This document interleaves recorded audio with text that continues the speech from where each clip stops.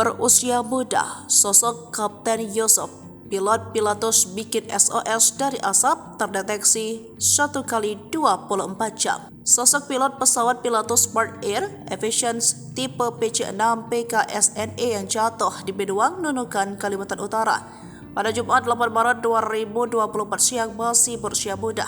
Berkat upaya cerdas, tim SAR akhirnya menemukan lokasi jatuhnya pesawat Pilatus hanya dalam waktu 1 kali 24 jam setelah kejadian. Dilansir dari Tribun Kaltara.com, pesawat tersebut diketahui sedang membawa 583 kg sembako dari Bandara Tarakan menuju Krayan Nunukan. Muhammad Yusuf Yusandikan Katohe, 29 tahun, warga Bekasi, Jawa Barat, menjadi pilot pesawat naas itu. Ia ditemani teknisi bernama Denny Sobali asal Pangandaran, Jawa Barat.